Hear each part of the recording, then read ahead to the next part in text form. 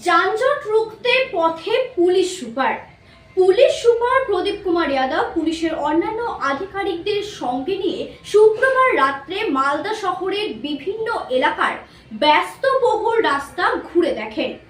রাস্তায় যাতে কোনো প্রকার যানবাহন রাখা না হয় মানুষকে সে ব্যাপারে সচেতন করেন।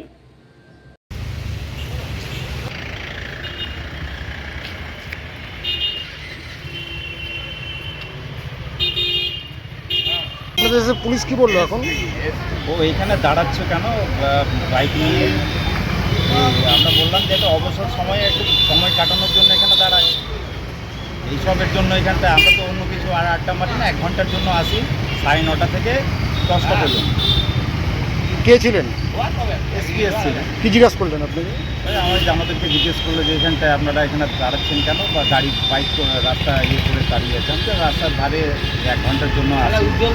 আমরা এমনি কোনো কিছু নিয়ে দুটো গল্প গুজব হয়, সব বন্ধু বান্ধবরা এখানে বসি, এটাই। এমনি গাড়ি পার্কিং দেখছে নাকি খতিয়ে? হ্যাঁ, পার্কিং টার্কিং দেখছে খতিয়ে? হ্যাঁ, সেটা এখন পার্কিংয়ের জন্য এসছে ওরা। এখন এটা কালকে থেকে হয়তো এটা করেছে, তারপরে ডিসিশনটা নিয়েছে। কীভাবে দেখছেন বিষয়টা? জিনিসটা ঠিকই আছে, একদিক দিয়ে ঠিকই আছে যে যানজটটা অবসর টাইমটা, এই টাইমটাতে তো যানজট হওয়ার কথা না, ঠিক আছে। একটা মানুষ একটা বদ্ধভাবে না থেকে একটা খোলামেলা জায়গায় আসে, কিন্তু আমাদেরকে বাইকটাকে সাইড করে রাখাটা ভালো। এটা আমরাও চাই যে একটা নিজেদের সেফটি থাকা ভালো। দুর্ঘটনা থেকে রক্ষা পাবে।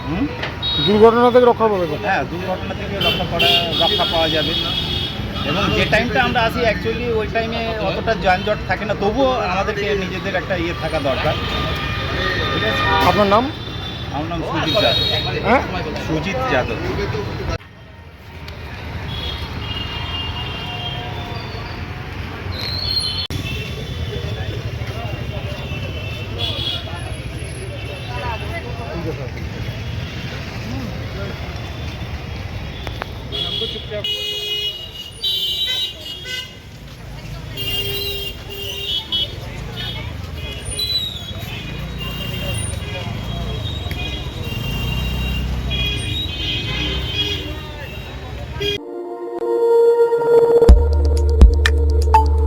আমাদের সাথে থাকুন এবং দেখতে থাকুন নিউজ প্রাইম টাইমস, আপনাদের সাথে আপনাদের পাশে।